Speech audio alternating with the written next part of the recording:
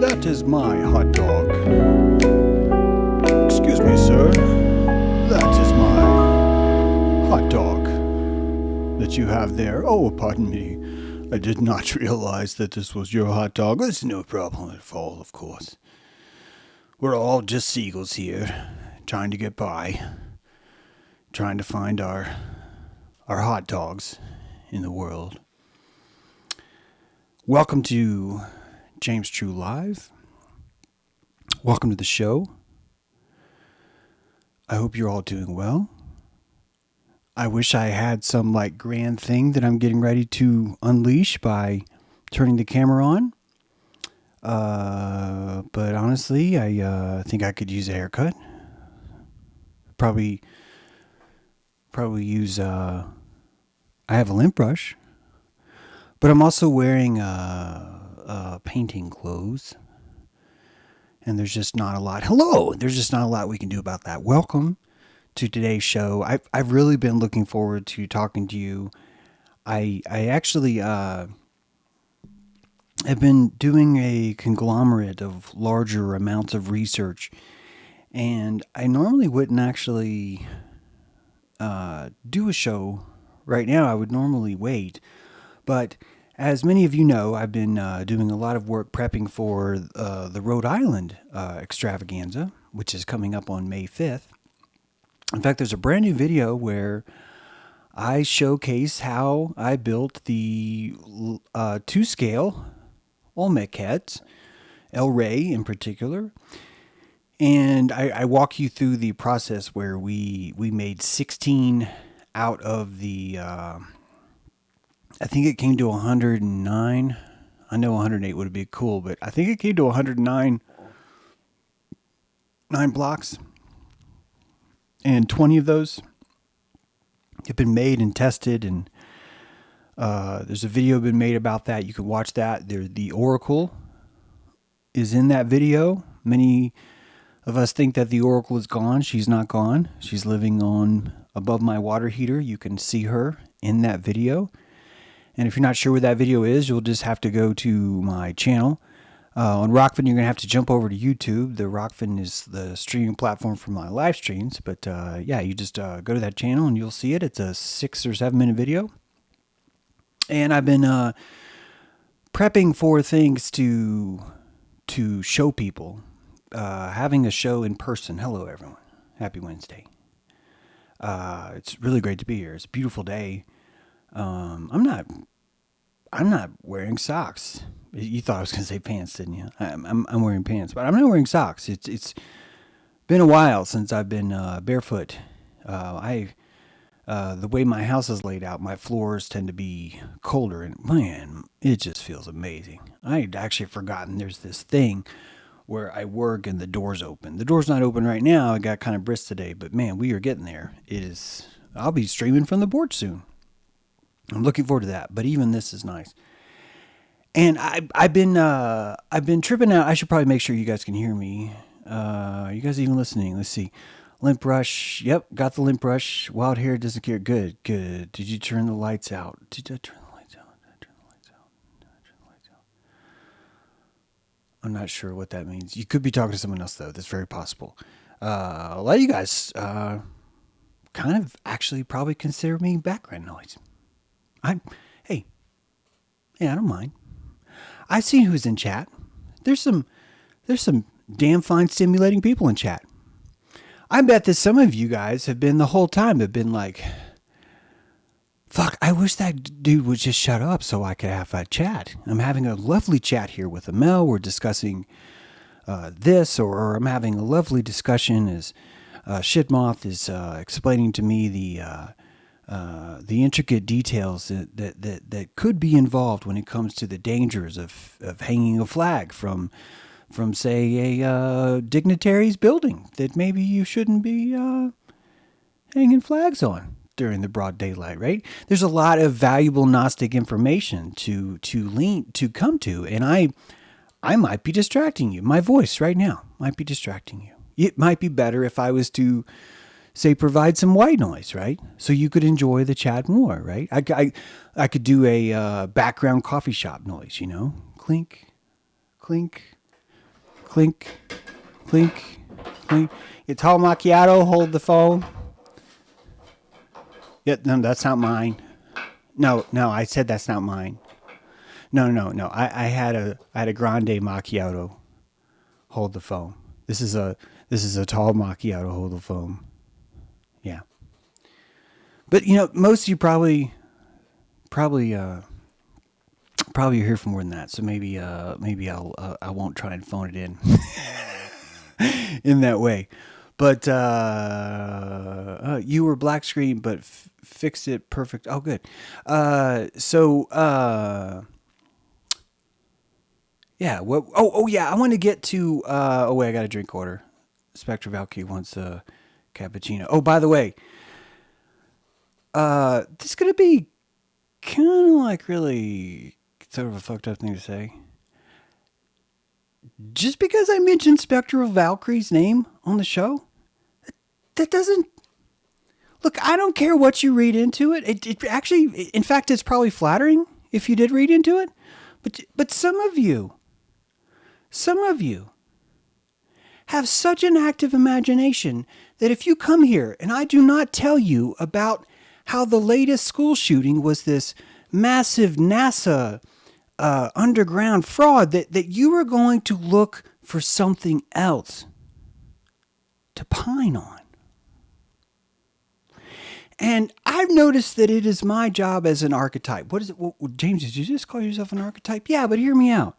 When you go to the coffee shop, the barista, if that's how you pronounce it, is an archetype. When you go to a restaurant, the waiter is an archetype. In fact, do you remember how annoying it is to go to the restaurant and the waiter wants to be like your friend? And because you've been to this restaurant before and because you've seen him before, now he's going to tell you about the new living room set he got from Rent-A-Center. And you don't want this guy to spit in your food. So you're engaged.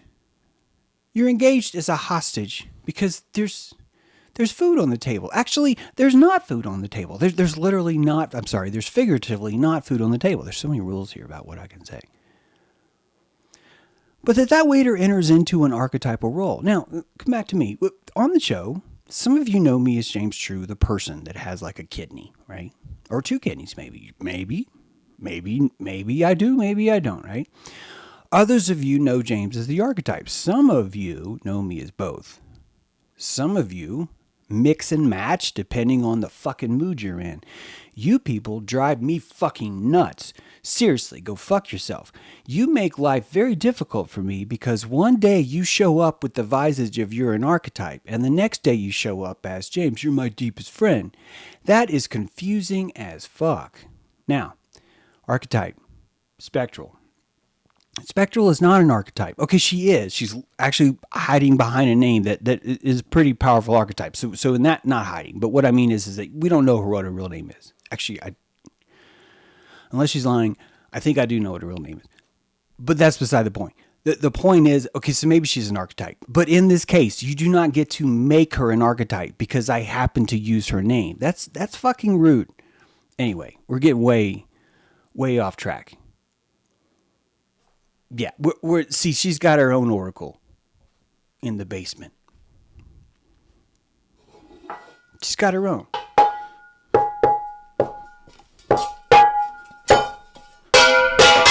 Yeah, tall macchiato coming up. Yep, hold the foam, froth, yep, you got it.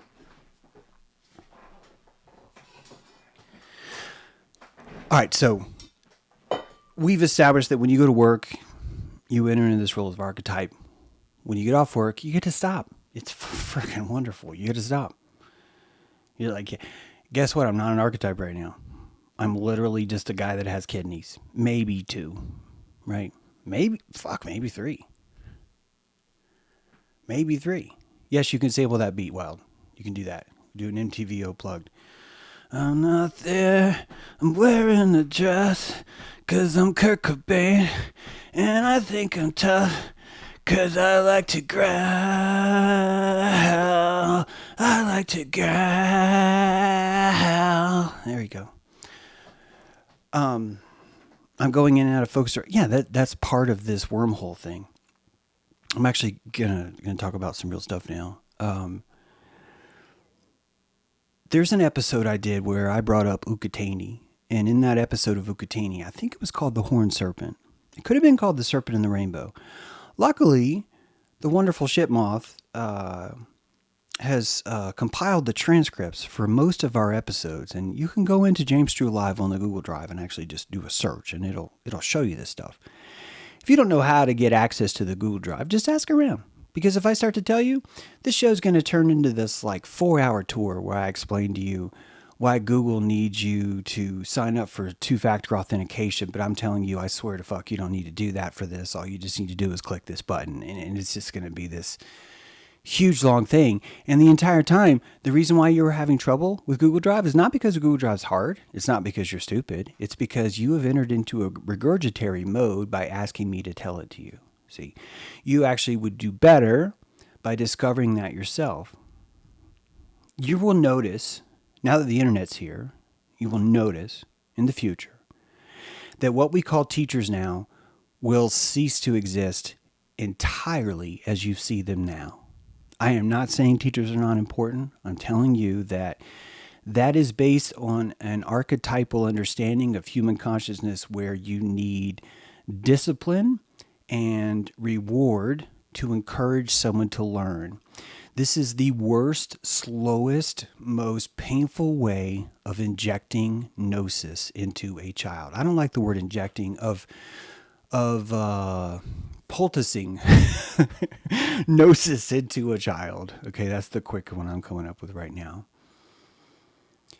That when you set up a system that is based on the rewarding factor for the learning of something like that, you actually end up with this hierarchical system of rating which information is more correct than the other.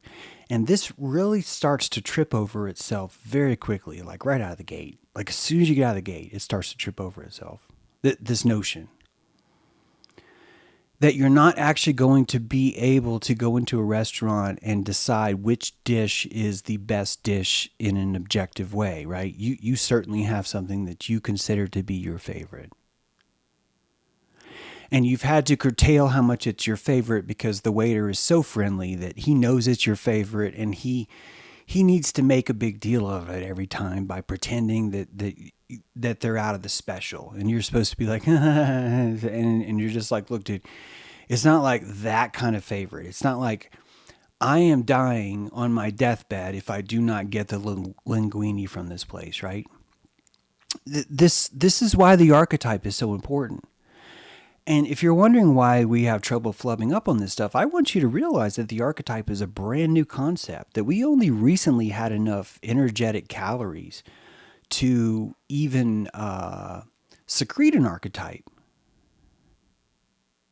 That when you came to Rome, the only way you could survive is as an archetype. You had to dehumanize and disassociate yourself, and you would enter into, if you were lucky, if you were fortunate, I'm not kidding, if you were fortunate in Rome, you would come to the big city and quickly find a way to incorporate yourself into some sort of a slavery. This is the same thing that happens in Hollywood, but it's not exclusive to Hollywood. It happens in your industry too. If your industry is Hollywood, good luck trying to figure out what I'm talking about right now. But that every industry has this same kind of thing, which is if you want to survive in graphic design, you are going to need to disassociate into becoming a graphic designer. And you may say, well, no, that's not true, but actually it is. You are not allowed to be a graphic designer and pass a widow, an orphan, a kerning issue. All of these factors become massive faux pas, and you, by passing over those things, by not acknowledging them, by not stopping and paying homage to them, you actually lose your title as a graphic designer. I'm not making this up, and I didn't prepare graphic designer. It's just there's one of many things. I don't think that you can be a yoga teacher and actually honestly eat chili dogs all the time. I think as a yoga teacher, you can have an ironic event where you eat a chili dog and it becomes the talk of the town, where everyone around you is like, remember that time Carla ate that chili dog? I just threw out the name Carla, by the way. But remember that time that Carla ate that chili dog? And everyone's like, oh my God, yeah, Carla, she ate that chili dog. Well, it's chili dog Carla, right? And there's like a joke, and then there's like a tiara that they made for one event. This is all part of the archetype that's required. Carla doesn't really have a choice about that. Carla could secretly love chili dogs or secretly hate chili dogs. It wouldn't matter. The archetype itself has a expectation that comes with it. And if you don't meet those expectations, you're going to be poor at that archetype, which is fine. It's fine. But you're going to be poor at it. And you're only going to be able to sustain that for so long. Now, you could say there's a lot of vitriol in learning to be poor at something. I've learned that. There's been things that I've been fascinated by that I have no business being in, whether it be because of my body type or my prowess or my lack of prowess, whatever it be. I will enter into a state where I think this is a thing I want to do, but it's because I've never really fully looked at myself dressed as that archetype. And the moment that I do, I typically will see that this is really not the best fit for me. I'm usually the last person to know. If you're lucky, this is so weird to say, if you're lucky, you will be the last person to know. If you're the last person to know, it means that your internal life is so rich and so fertile that it literally required everyone outside of you to beg you, fucking stop, right? James, please stop beatboxing. But I'm good at it. James, you're not good at it. But I'm different. I'm good at it. I have this flow state with my beatbox. James, stop. We told you that. But I need to show you that I can stutter the beatbox, right? And you're like, oh fuck, he's gonna do it again. Here he goes. Right? And you can't stop it. I used to do this with breakdancing. I was a 13-year-old, could not stop breakdancing, and I was awful at it. It didn't matter.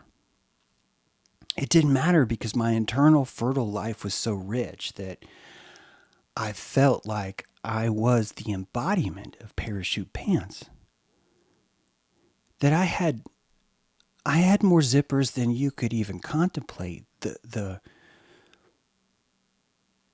spins that were coming out of me were truly epic. The internal spins, right? The internal grace that I exhibited was enough to where I could warp every other reality bubble outside of me that was literally begging me, would you please, dear God, stop. Please stop, James. And I'd be like, no, I can't stop. Because I got it in me, man. Right? And if I do this, and then I spit it back up, then I have embodied that I know what I'm doing. That I have this. This is how we come to know ourselves, really. And some of us are born and we have a higher, more fertile internal life. And some of us are born and we have a higher, more fertile external life, really. And I think that would be kind of like the cell. Every cell in the homunculus earth, right? You and I, each of those, have this symbiosis. And I'm not saying it's exactly this, but I would imagine that one day we'll figure out it's the mitochondria, that we have this mitochondrial connection, this power source that outside of ourselves collectively, the mitochondria is the same. We notice that. We call it mitochondria. we don't say, well, this cell has this one particular substance with this one particular DNA. Mitochondria has its own DNA signature. Couldn't that be the symbiotic relationship you have with the rest of the world? Which means that when you watch the true intrinsic nature of the vessel of your cell, that you're watching a gate of amino acids, you're watching a chain of proteins that are allowing certain people in to your festival and kicking other people out, right? Guys, you don't have to go home, but you can't stay here. You guys are welcome here. And that you pollinate and depollinate this symbiotic world outside of you, but outside of you is not really outside of you. This is what brings us to the serpent. This is what brings us to the vision snake.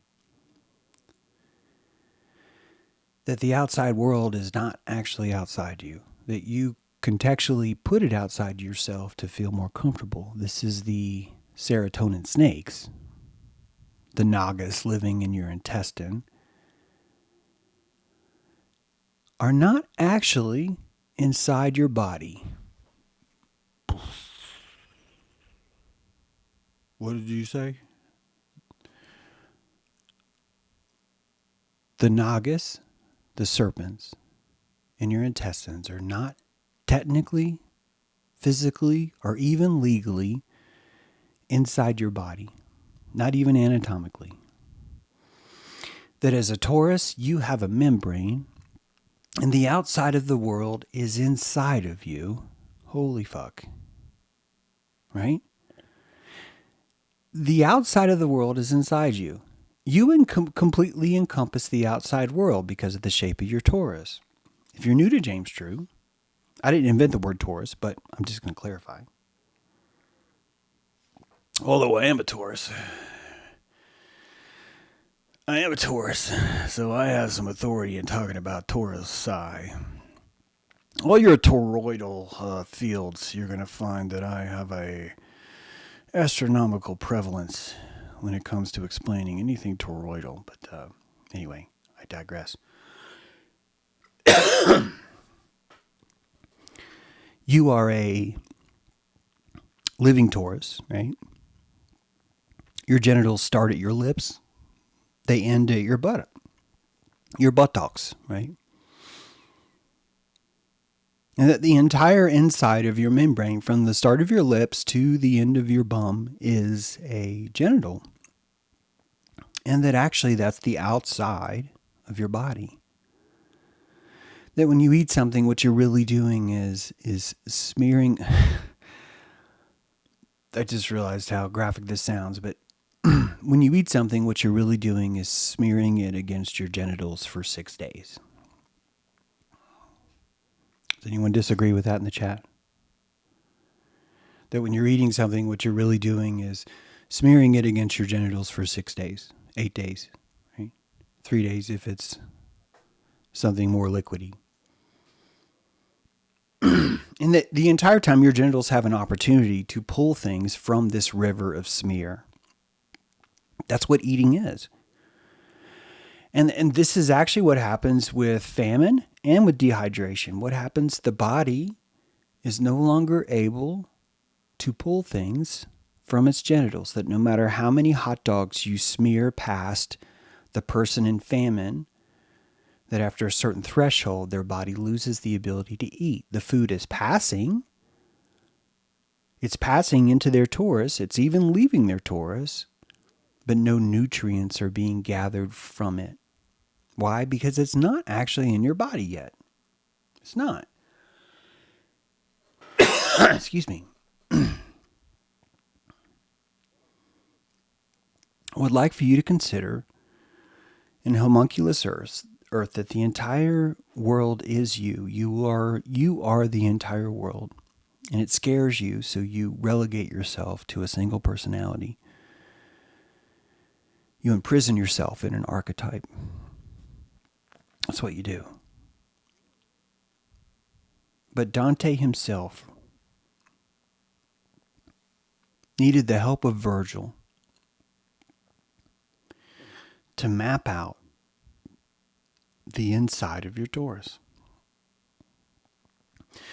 That the underworld of your universe is closer than you think. Which comes back to this vision serpent thing. Let me see if I got this up here right. This is a different part. I'll show you what I'm...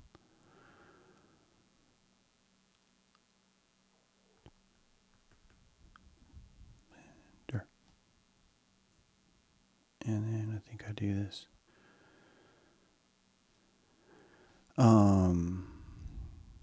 This is where this is lintel 15. I don't need to save that.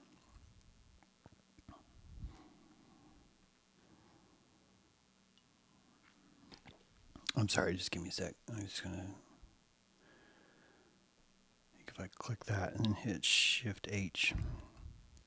And then we turn off X-ray. This is lintel 15 in southern Mexico, off the coast, I believe in the state of Veracruz. Lintel 15 of complex 24, I believe. And this is a LiDAR scan of the actual thing. This is about the size of a coffee table.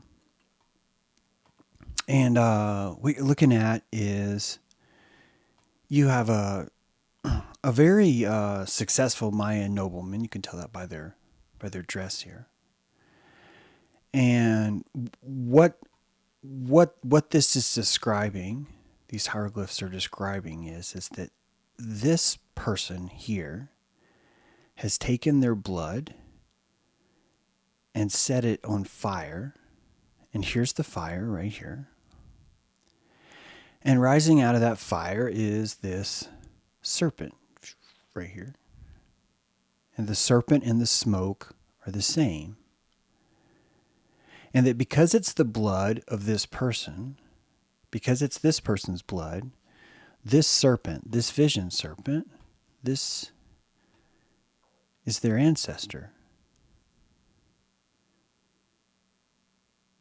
And that when this person wants to consult the vision serpent, when this person wants to consult their vision serpent, all they have to do is bleed and set that blood on fire. And from that fire comes this serpent, hence the vision.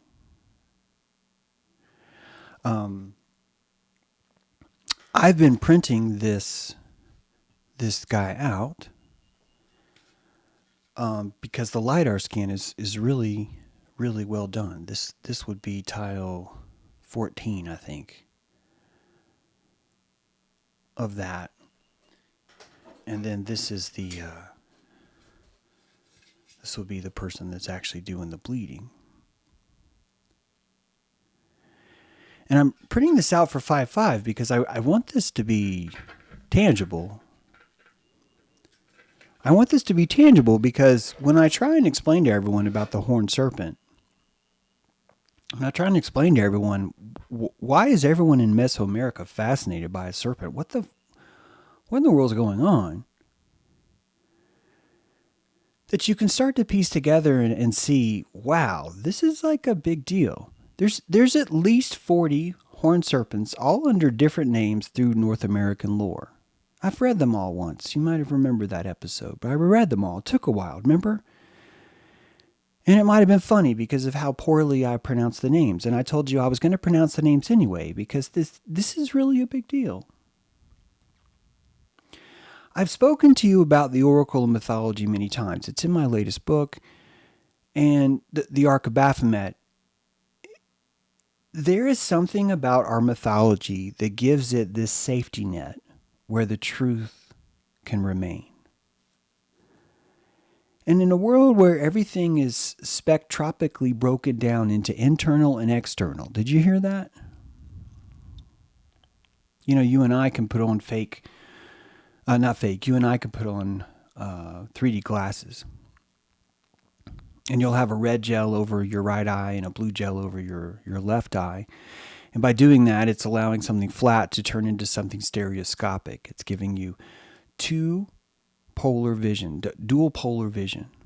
Vision from two different places, allowing you to triangulate, which allows you to build the entire world of depth. And I'm telling you that symbolism is echoed in your external life and your internal life the same. And when you think about the underworld, you typically think about it as being far away from you, especially now, because you're alive. But that underworld is right there. And the Mayan believe that the closer you come to what you and I experience as fear, the closer you enter into that underworld. And that the fear that they're describing, they actually do not mean this in the sense of everyone should be afraid. That's not actually what they're saying. Guys, they've been talking about dilation the whole time. The whole time they've been talking about dilation. Let me see if I can get this right. If you track this, wait a minute. So I'm going to turn that off because it'll, just give me a sec here. I should have done this before the show. They weren't talking about fear, they were talking about dilation. But the only word they could have for it, and I don't even mean the word fear. This is our interpretation of what they said. And the only, okay, how do I get it? It's so weird when it does this. It does this thing where it gets all, forgive me. I think I have to drag it back out of this window, and then it will do it, and then I drag it back in. There it is. Yep. And then if I drag it back in, then it magically cooperates. They were, oh my goodness, it did the wrong one. Oh, come on, buddy. Work with me here. There we go. They were talking about dilation. And I want you to picture a baby's face when it's born. Because you're not looking at fear. You're looking at a lit being. He's been lit. He's been set on fire. And in a way, he's gone into the underworld. That if you really understand this world correctly, you need to understand that the underworld is the outer world when you were in the underworld. We have this face when we're born. And Maya believed that this face was congruent with, here we'll get to this one. I should have skipped this. That this is what I wanted. That we had this face when we were born because this world was the passage through a serpent. And what you understand as excuse me, but as you understand the vaginal lips of your mother, what the Maya would explain as the mouth of the serpent. And that you're going inside that mouth. But James, you're born outside. No, think about where you were born. You weren't born outside, you were born inside. Your life came from inside. Right? Which means that when you're born, you're actually crawling into the mouth of a serpent. And that the serpent's body is the world. Do you hear that, guys? Every sound, all the clouds, all the air, all the space you see, you're inside a serpent. Now I want you to think about the inside of your torus for a moment. What is your intestine? The thing that feeds you, the place where you gather all your nutrients, the only way you're able to survive is technically a place that you can never touch, and is technically a place that is not even inside you. That there's a river of matter, a river of energy that's flowing into your mouth, and that from that river you pull forth fish, you pull forth nutrients, you cleanse yourself, you wash yourself in that river. You and I have been looking at this world quite backwards. The Maya the whole time knew that they were born into this other place, and that they decided after a time that they were going into that snake. And that they knew the entire time as they go into that wormhole that they are entering a different world. And do you know what they called that world? Illusion. The very meaning of the word Maya. The very definition of the word Maya is illusion. And that we stepped into the mouth of that snake to see this giant illusion inside this serpent. And you know what time is? Time is the passage through that torus, isn't it? What is the snake? The entire shape of the snake would be the inversion of a torus. The entire shape. The mouth, the tail. The beginning and the ending of the torus, that your life itself, time, fucking time itself, is a snake. That's how animized these fuckers were. They were so animized that time itself was the snake. And that the entire time this place that you call outside has been inside.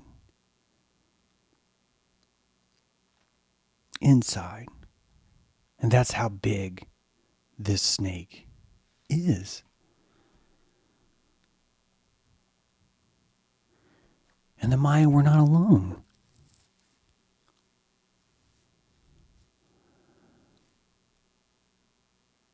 That we, through all kinds of different mythologies, we have this idea of being born from the snake. Jason and the Argonauts. Jonah and the whale. This dude. I say this dude because it's going to depend on your interpretation of who you think that is. But the notes that I have are Milanese coat of arms with a royal dragon vomiting a human from its mouth, said to represent the Leviathan, right? Which really is just a bastardization of Jonah. Jonah's a bastard. James said Jonah was a bastard. Hopefully a quick story. When I was like 10, my stepfather drove me and my brother to my brother's football practice. My older brother, he went to football practice. And after football practice, we were in the car. I remember how the stadium lights were on, but it was dark. I always thought that was really cool that like you could light up that much in the darkness. And I remember being really excited to announce to the car that I found out today that I was a bastard. And in my mind, bastard sounded like a really cool word. My stepfather was very offended. Very, very offended. He normally doesn't get mad. He's very offended by that. But I was explaining it as if I had just gotten a letter from some lawyer from some Scottish Welsh society that decided that I was like actually this royalty, that I had this royal title of bastard, and that they were letting me know that I had certain obligations that were expected of me as a member of community, as being a bastard, and that it became important that I follow these things. And I bring this up now because I want you to know that if you were the last person to know, you're a lucky motherfucker. You got it. Sorry for the language. You're very lucky when you're the last person to know. You're very lucky because you have the opportunity to fully immerse yourself in that internal life. And guys, I want you to think about internal life. What that really means here. What is the significance of your internal life? Why is your internal life so different than your external life? Have you noticed that yet? Because I don't think a lot of us have. I think a lot of us are walking around thinking they're supposed to be the same and that they must be. It's just they just feel different when actually the whole time they're not supposed to be the same. Because they're not. Because they're different things.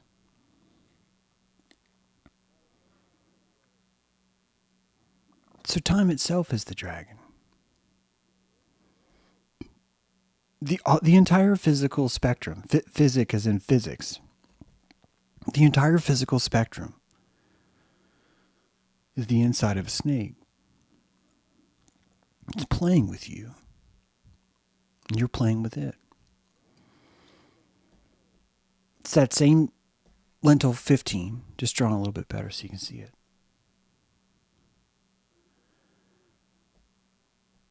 That your ancestors are in the blood. So why do you have to burn it?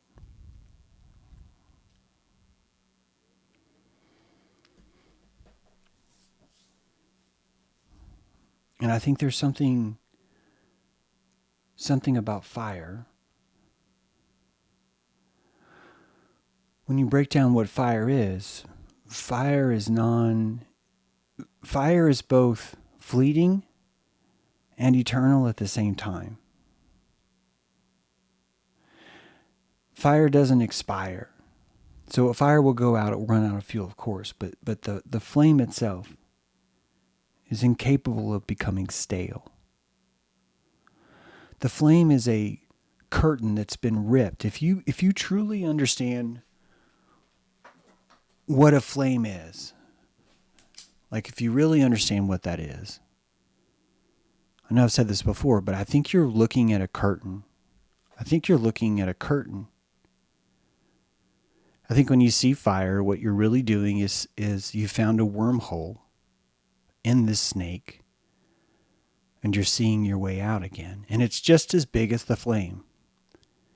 Why? Because inside the snake, you use the fire triangle, use the magic of the triangle itself to see outside. It is a scrying mirror. Fire is a scrying mirror, a wormhole into the other side.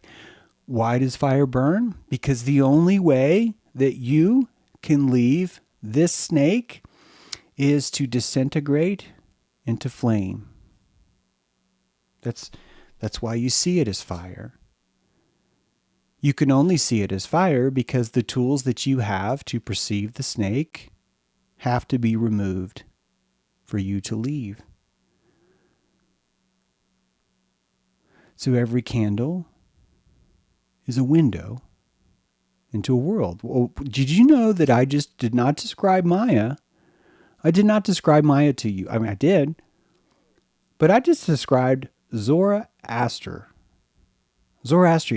I just told you about the Holy Spirit. The birth of the Holy Spirit came from people who worship fire.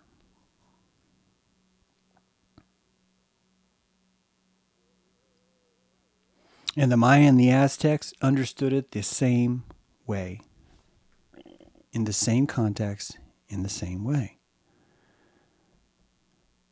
Almost all of their work was built around this concept. Their eons, they literally had eons that would marked or would be destroyed by the building of or the extinguishing of a fire in the village.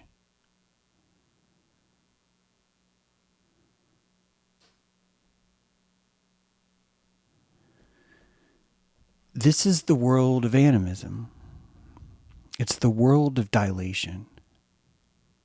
And we don't have that same appetite today.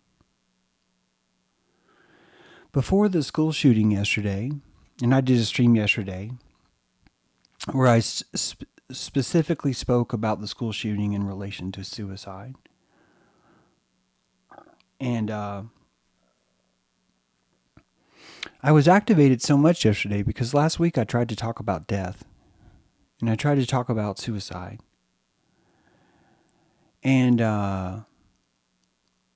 there's a lot of pushback whenever you go down that road. And the reason why I tend to go through the muck of the pushback is because of stuff like what happened yesterday. And the timing was just so amazing to me. And I've said it before and I'll say it again. You and I do not understand how profoundly we as a society have normalized our fear of death. We do not understand, and I do not understand it. I'm not here to claim that, well, I get it. I don't. I'm terrified of death.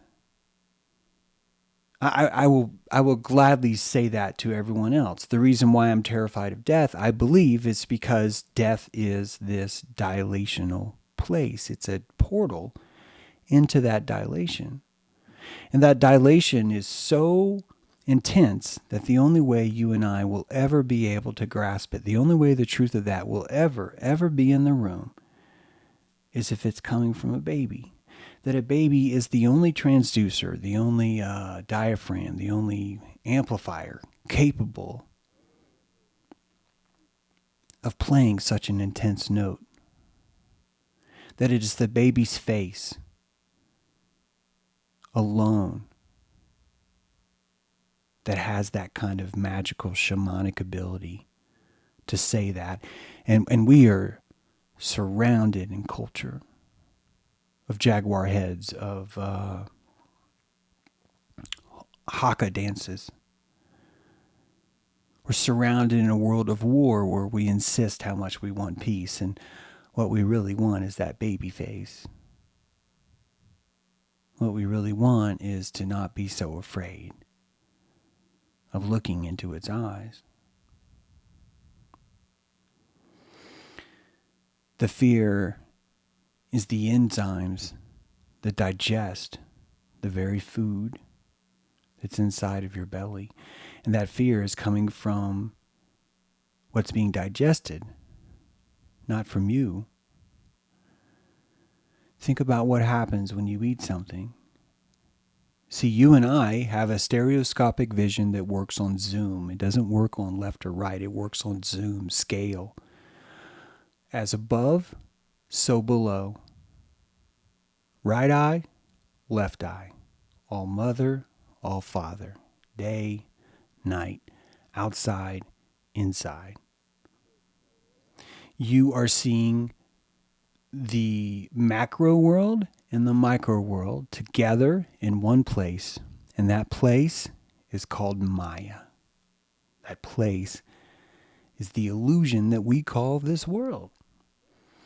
And the only thing illusory about it, in my opinion, is the stereoscopic nature of it, that you are seeing the as above and below simultaneously at the same time on the same screen.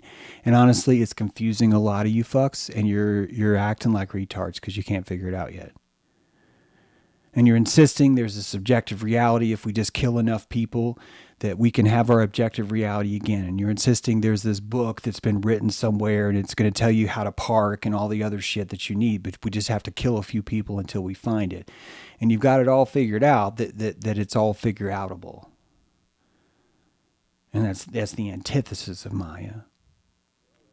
That the snake would not be able to digest you unless you were succumbing to fear inside of its belly. That you would be stainless, that you would pass through the snake and remain the same. If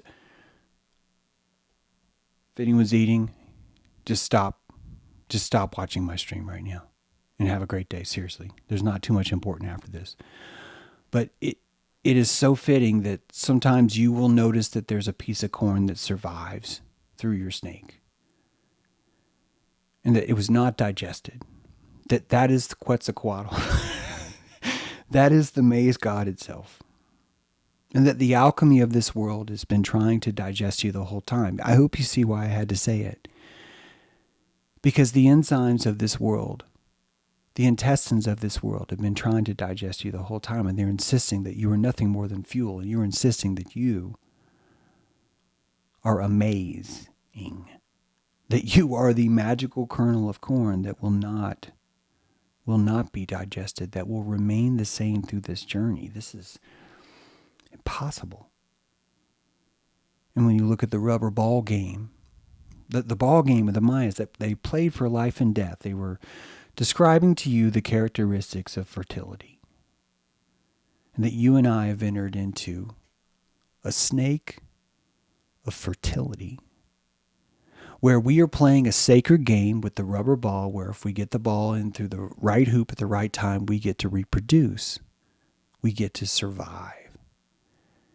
And that they've known this the whole time. They've known how that works the whole time. And that this story is not even their story. I'll get to that. This story is not even their story. This goes back to Adam and Eve. Where is this? Yeah. This goes back to Adam and Eve.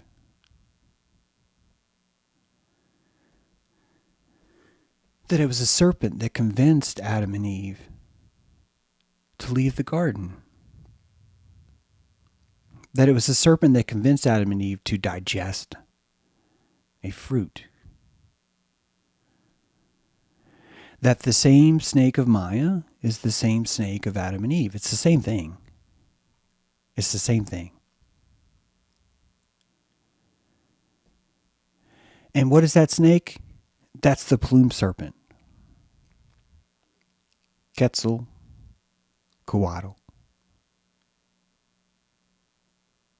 And what is your sperm? But a flying snake. What is your tongue?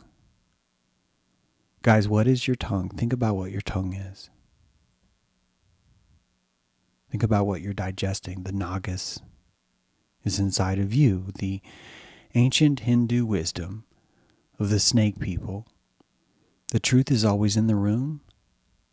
They're talking about your intestines. They're talking about that other world, that giant world, a world that's so vast that anything that is put into your snake's mouth sees an entire universe with stunning detail. Every fractal detail, every scale is there as it passes through the passage of your intestines, as it has its own journey to the vision snake. That the process of digestion has been encoded in mythology because the universe, time itself, is digesting you and me right now.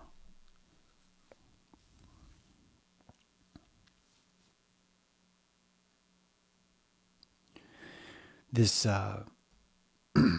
dilation is the dilation of understanding what's happening to us. Is the exact same process that your body does when it chooses to say, I would like more nutrients from this piece. That this snake has brought me salmon, that someone has swallowed salmon in another world that I don't know, and this salmon is now passing, being smeared down my genitals, and I will choose to pull more from its meat. That you, at your most base level, are learning the biggest lesson that you're learning in this world is how to eat. But when I say eat, I need you to understand what eat really is, because a lot of us have the same shame associated with that, right? The vegetarian movement is part of this, and be a vegetarian is fine, but I'm trying to tell you that the shame that you feel by eating is the shame that you feel by being alive. That life itself is the digestion, not of food, but of time. That there's something unwound in the signal. This is why the intestines are so long. The reason why you have to pass through the small and the large intestine is because you need enough time to pull that note, the base note, the crest of a wave from a boat passing a mile offshore could take 45 minutes for that wave to complete. If the wave has enough amplitude, right? If it has a low enough amplitude, the crest and the trough of that wave could take minutes. Which means that unless you're paying attention for the entire minutes from the beginning to the end of that digestion of that wave, you would never know it's even there. You would never be able to see it. And I'm telling you right now, you've seen the visible spectrum of information we can perceive, right? You know how small it is. The smallest, we see like 0.003, I'm making this number up from my lips, but it's like really small, 0.003 of the visible spectrum, of the physical, not visible, physical spectrum you and I can perceive. That means that only 0.003 of the waves that are hitting our dock, we are even capable of perceiving. And in that 0.003%, we are terrified of seeing it all at the same time. And when I say terrified, I mean we are invigorated. I have long been preaching, stop calling fear the enemy. Stop. This is long before I read about the Mayan. I've always said, stop calling fear the enemy. Fear is the physical awareness that your capacitor is fully charged. That's really what fear is. Fear is the notion that, holy shit, I've got an entire capacitor full of energy right the fuck now. That's what it feels like. You are pure kinetic turn potential turn kinetic. You are full energy ready to go. You are fully ready for dilation. You have the capacitance to empty your entire warp core in this moment. And that feels like fear, not because you're doing something wrong, not because you're too powerful, It feels like fear because that's how powerful you are, because that's how much power is available to you at every moment of your life. This is the baby's face. You're looking at an infant that's holding infinite power. And you see that in the behavior. A baby can warp time and space. Everyone in the room feels the ripple and the regency of that child. Every person in the room, even if you don't know that baby. It puts you in a state of being a member of its court as a divine being. And all of that energy, in my opinion, comes from that vision snake. And what is that vision snake? That vision snake is the dilation. It's being dilated at any moment. Having the ability to hold Maya, the world of illusion, in your hands would require a high capacitance to see something dilating. And that's why it's so terrifying. Sorry, I'm making a joke about this. I don't know how to do this, but you know, there's that song there's that like voice track that's like, no one will know.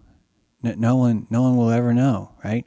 I want to like post this image and then have that soundtrack playing behind it. Like no one will ever, they'll know. No one will ever know. They'll know. No one will ever know. If I have time, I'm going to do that, but that's why that's in there. Remind me. This dilation stuff is the underworld. That's the true nature of reality right there.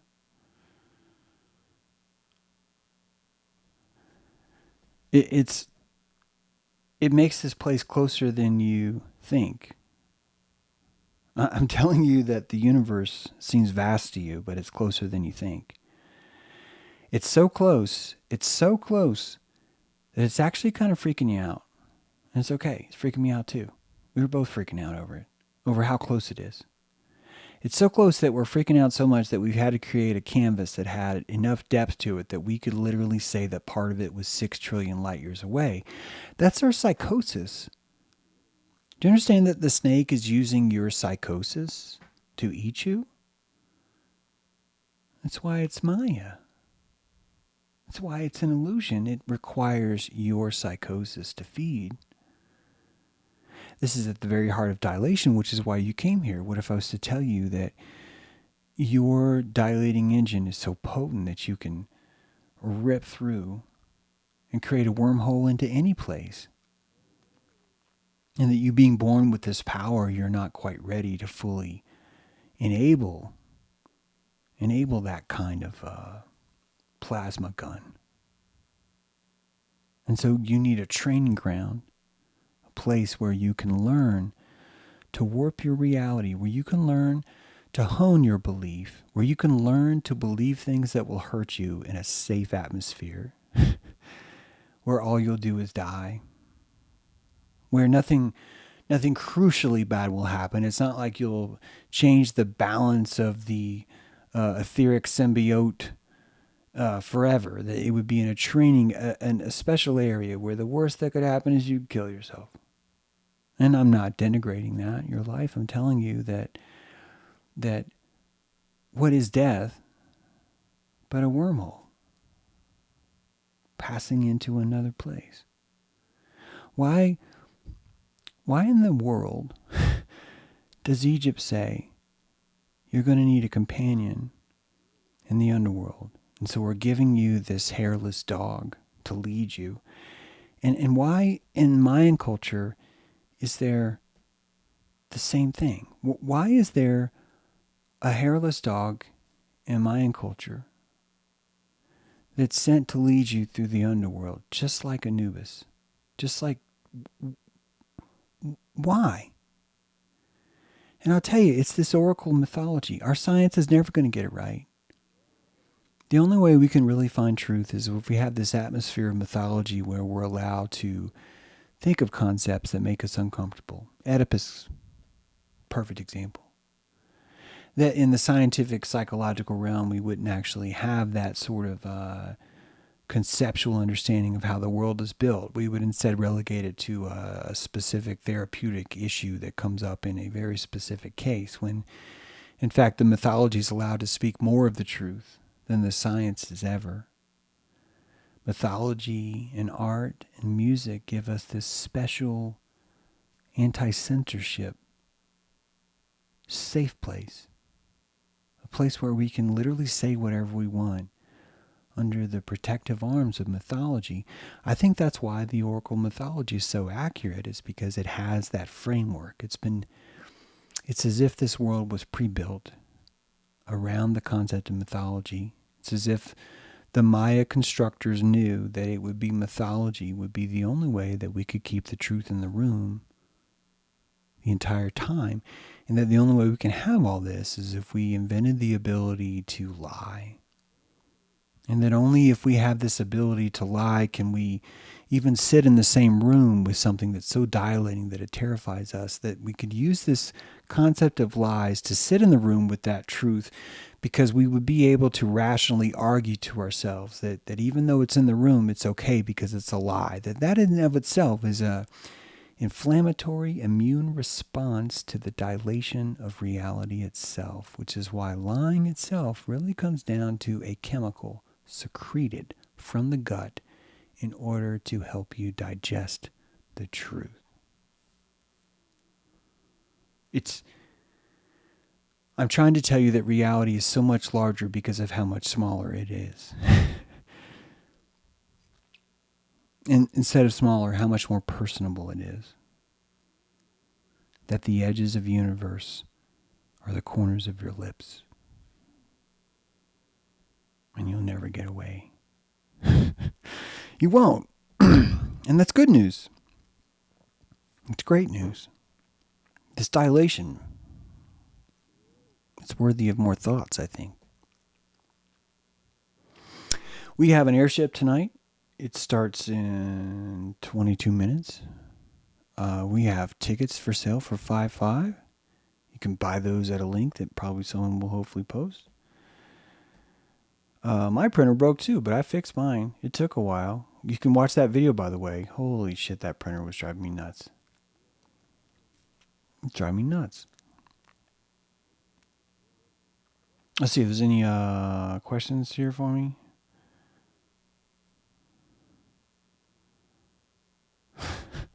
I used to think I was a smart monkey riding a rock hurling through space. Now I think I'm under the dome on the back of the turtle riding the sine wave. You got it all figured out now. I love it. Yeah, it's more to the snake than we think, I think. Yeah. A lot more to it. A lot more to the fear, too. What if fear is a lubricant? What if fear is a necessary lubricant that our body secretes in order to allow something to pass? Or to enter? Or to exit, right? The only way that we're going to be able to find more calories is to try changing our posture to literally everything that we find painful in the world and see if anything sticks. That's all I'm asking you to do, or to consider doing, right? That's really it. Hey, let me get some comments in this video if you don't mind. It'd be great. It always helps. Also, if you haven't watched this new video, if you want to leave a comment on that, that really helps. Hope you enjoy that video. Hope you found that funny. There was some comic moments in there about a certain oracle, things like that. Got some more stuff coming for you, but I really look forward to bringing you more live streams too. Yeah, this is a fun gig, so thanks for making it possible. I appreciate you guys and gals. And yeah, have a great day. I'm going to play us out. We'll see you Friday, though, unless you're coming to Airship. I hope to see you in Airship. If you don't have an invite to Airship but would love to come to Airship tonight, you should ask in chat right now while the music's playing. Say, hey, can someone send me an invite to Airship? Maybe put your email in there or something. And someone you may not know probably might just mail you an invite to that Airship. So, Yeah, we'd love to see you there. It'd be great. Mo, good to see you, buddy. Great show on Friday. It's really great to be back with you, guys. Mo streams. Sorry, Mo, if I'm wrong about this, but I'm pretty sure Mo streams pretty regularly on Thursdays, and it's a great channel. I highly recommend it. Even if you don't speak German, it's amazing how much you still perceive. I'm actually using it to kind of learn how to understand things through energy, because I think we understand things more through energy than we think we do. Hi, Mel. Great to see you. I got to work tonight. We all got to work tonight, Spooky. That's all we're doing. It's just getting digested by the great snake. It's just a slippery snake just trying to digest you, that's all. All reality's trying to do is just digest you in its haunches. It's just trying to push you down into its intestines and gurgle you into a fine chemical solution that it can absorb and use to consume other entities. Is that so bad? Are you really saying that you are different than that? That you are somehow better than a slippery Maya snake who's trying to eat you? Are you saying that you're above that? That you're not trying to eat other people right now? Right just this morning, you probably ate an entire civilization that was living on rye bread. And they were just like, hey man, you don't even like rye bread. And you're like, I know, but I just needed something to sop up the remainder of this yellow egg stuff. So I took the rye bread, and I know you guys don't, they had a life, and now you're gone because I digested you, and I didn't really enjoy it. Now I'm starting to pay more attention to life, because maybe there's more to this life. I don't know how to stop talking like this, so I'm just going to do this. And I just really appreciate you guys. And just hope that as you're being digested, that you too claim the running horse and climb on top of that like the cross you are, and spread those wings and say, my God, if you're going to digest me, I hope I taste good. Don't know where to go. Turn the lights up, breathing in, fading out alone. While I wait for the sun to shine in.